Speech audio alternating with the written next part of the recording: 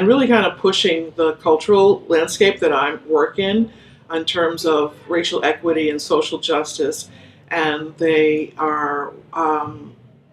looking for comrades, if you will, looking for people who want to share platforms with them so that we all can push privileged institutions to be more open to having people of color in the workplace and hearing and seeing people of color in the workplace as vital forces and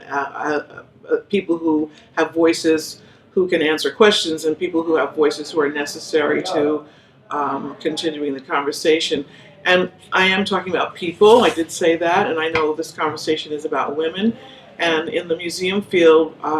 the majority of the people who run institutions, who are professionals in institutions, who are colleagues in institutions, the majority of them are women. And the women are learning from each other and also coming up against obstacles, particularly with white women,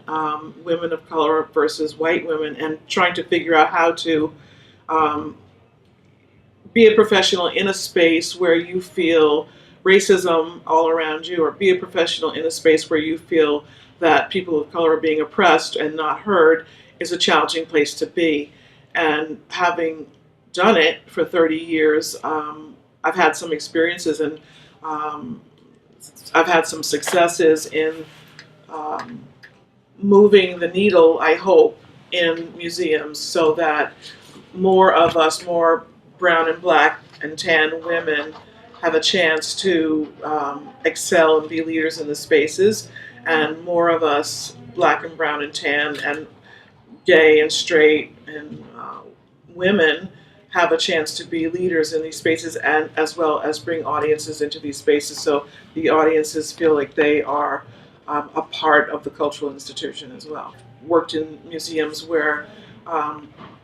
our culture, my culture, black culture, African diaspora culture, was highlighted from the point of view of straight history and from the point of view of objects. And it's a place I feel that I belong and I'm comfortable in, and at the same time feel like I've had to fight to make sure that people of color were represented in those spaces. Challenges in these institutions because I was a woman of color. I think all women have challenges in the workplace because they're up against men who take leadership for granted. And as a woman of color, there were many more layers because I felt like my voice was important. I had lots of things to say. I, wasn't going to let racism continue in my presence. In other words, as a woman of color, when objects about black and brown women or stories, exhibition stories are being told about black and brown and tan people, as a woman in my position, in a leadership position, I felt it was my responsibility to speak up. And what that led to oftentimes were a lot of conversations where,